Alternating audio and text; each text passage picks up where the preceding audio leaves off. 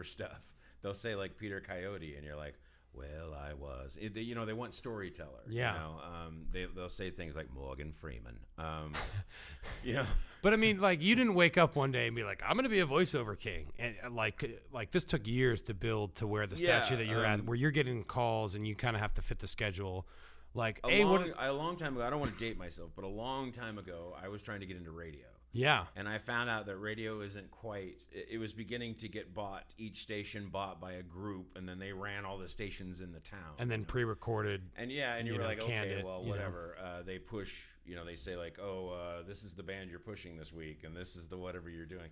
So it lost a lot of the personality. Yeah. And I kind of veered away from it at that point. Ain't no more Wolfman Jack, Daddy-o. Yeah, exactly. No more Wolfman Jack.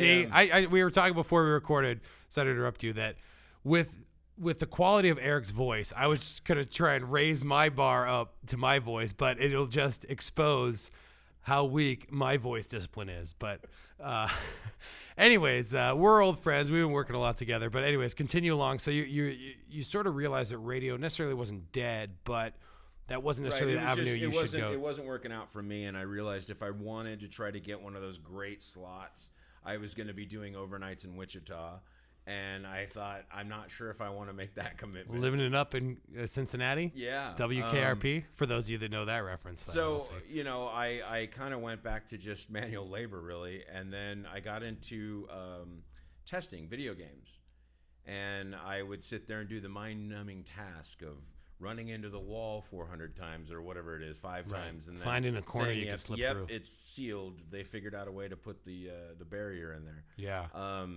And so we would do a lot of that. It was very mind numbing, and I would sit and do voices while I was doing it. I hate you guys, man. And screw you guys, I'm going home. Yeah.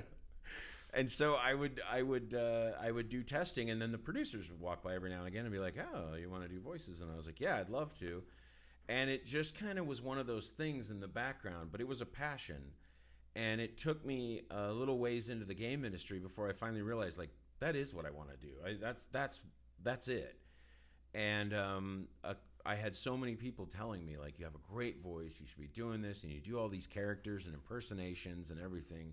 And so I said, yeah, all right. And I was introduced to Terry McGovern, big guy here in the Bay Area. And he's old school, right? Yeah, oh yeah, old school. Yeah. He did a morning show and all that stuff. And he's great. I love him. Theater of the Mind. He was really good. He would have the different characters call into his show, and it was all, him doing it. And he had the Marin Actors Workshop, which is over in San Rafael. And so I talked to him, and he said, well, it sounds like you've got something going on just in this phone call. And let's meet. Let's have you come to the class and check it out. So I started doing his acting class, which is just a scene study workshop. And so this is before you've even been voiceover and I was doing testing during the day and then sneaking over like Tuesday nights over to San Rafael and doing the class. But he heard you on the phone. He said, "Oh, well, get a little chubby here. Listen, baby, you should come check it out." That's how he talks? Well, Terry... I don't do him perfect, but yeah. But I love Terry to death, and we don't want him to get upset at you, though. Right? If it wasn't for him, I don't know that I'd be doing this right now. For sure.